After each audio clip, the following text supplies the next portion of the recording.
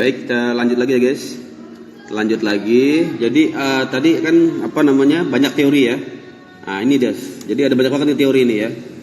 Nah ini jangan sampai yang minimal namanya tahu lah ya. Ada teori kontrak sosial guys ini ya. Teori kontrak sosial. Ya. Nah ini ya teori kontrak sosial.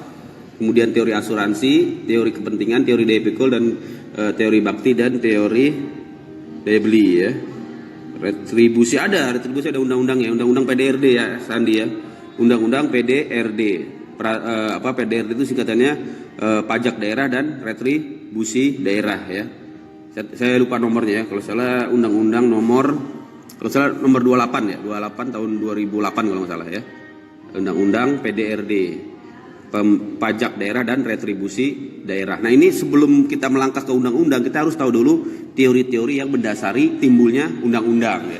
Bahkan bisa jadi undang-undang nanti atau peraturan undang-undangan nanti tidak sejalan dengan teori, dan di situ menjadi analisa ya, menjadi analisa kita untuk membedah suatu undang-undang. Nah yang pertama ini guys ya, ini disebut dengan teori pembenaran pajak ya, atau justification theory of taxation ya.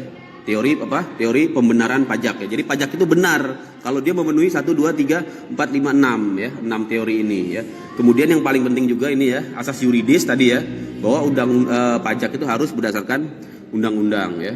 Kemudian asas ekonomi ya, pajak itu tidak boleh menghambat perekonomian guys ya. Jangan sampai pajak dipungut tapi perekonomian jadi hancur, jadi mandek ya. Ini mungkin yang kadang-kadang kita rasakan, dan disitulah peranan kita untuk mengawasi pelaksanaan perpajakan ya. Dan terakhir asas pemungutan pajak nih guys ya. Ada 3 asas ini yang berpotensi menjadikan double taxation tadi ya. Asas tempat tinggal ya, orang dipajaki karena dia tinggal di situ. Asas kebangsaan, orang dipajaki karena dia memiliki kewarganegaraan atau kebangsaan tertentu ya. Dan asas sumber ya, atau sumber penghasilan itu ya guys. Nanti kita bahas satu-satu, ini yang penting sekali guys ya. Pertama asas kontrak sosial, ini dibaca aja, intinya adalah kontrak sosial antara negara dengan rakyat ya, di mana negara memberikan perlindungan ya, dan mengurus kepentingan rakyat, dan rakyat membayar. Itu seperti sebuah kontrak, maka dinamakan teori kontrak sosial yang membenarkan adanya pemungutan pajak ya. Kemudian teori asuransi, ini pajak diumpamakan seperti asuransi ya. Negara memberikan perlindungan asuransi, rakyat membayar premi asuransi ya, gitu ya guys ya. Kemudian berikutnya ini ya, silakan dilihat teori kepentingan ya. Ini kaitannya dengan kepentingan negara dan kepentingan penduduk atau masyarakat ya, sama-sama memiliki kepentingan ya, sehingga di situ terjalin pembenaran untuk pembayar pajak ya. WNA dengan PNI beda ya, pajaknya beda ya. Yang dipajaki sebenarnya adalah warga negara Indonesia ya. Kan warga negara asing dia sendiri sebenarnya bukan objek pajak ya, kecuali nanti dia tinggal di Indonesia ya terus menerus selama 183 hari ya, baru dia menjadi objek pajak ya, atau menjadi subjek pajak ya, disebut dengan BUT ya, Badan Usaha Tetap, gitu ya guys ya, Sandi ya.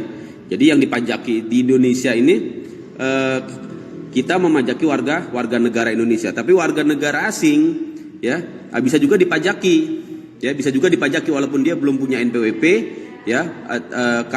Ketika dia melakukan kegiatan di sini, otomatis nanti dipotong PPh-nya tadi yang seperti saya beritahu ya, PPh atas penghasilan luar negeri ya, penghasilan luar negeri ya, maka dia dipotong ya, dipotong PPh dan dipotong PPN ya, atas misalnya pemanfaatan ya jasa ya dari luar negeri, gitu ya guys ya.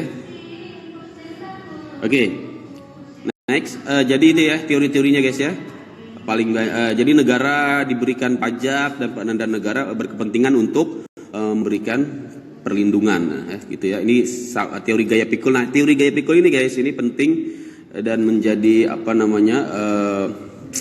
menjadi kriteria ya di dalam pemungutan pajak, bahwa pajak itu tidak boleh melebihi gaya pikul dari wajib pajak ya. Makanya ada PTKP, penghasilan tidak kena pajak guys, PTKP ya, yaitu berapa jumlahnya, 4,5 juta per bulan guys ya, atau minimum of subsistence, karena dianggap pajak yang dipungut itu nanti di atas PTKP ya, artinya dia sudah biaya hidupnya sudah dikeluarkan terlebih dahulu ya sebelum dikenakan pajak. Ini berdasarkan teori gaya pikul guys ya. Ya, seperti ini ya.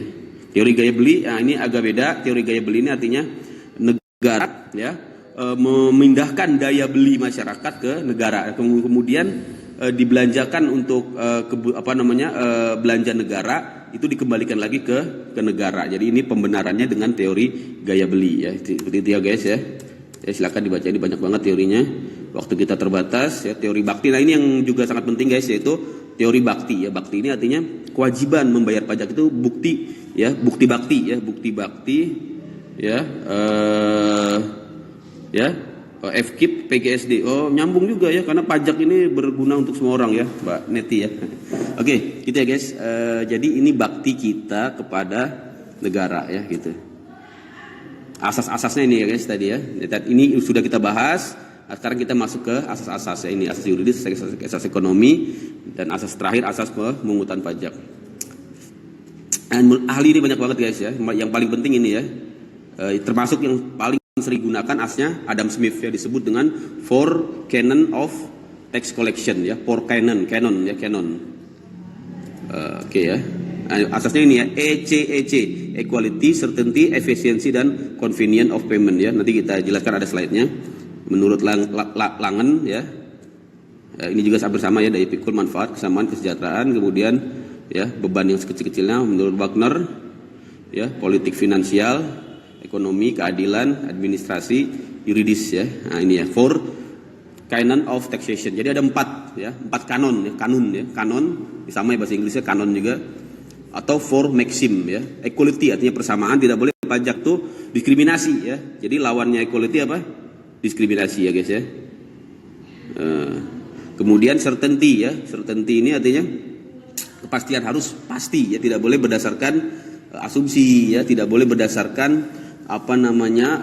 peraturan yang tidak jelas, jadi harus pasti ya. Kemudian convenient of payment artinya sebisa mungkin pajak itu dipungut pada saat yang paling menyenangkan bagi wajib pajak ya. Misalnya pajak penghasilan ya, dipungut ya pada saat orang mendapatkan penghasilan, langsung dipotong ya. Makanya ada pemotongan pajak ya, penghasilan, PPh pasal 21 untuk orang pribadi ya, atau PPh pasal 23 ya untuk penghasilan yang didapatkan ya dari yang didapatkan oleh badan ya, oleh wajib pajak badan ya.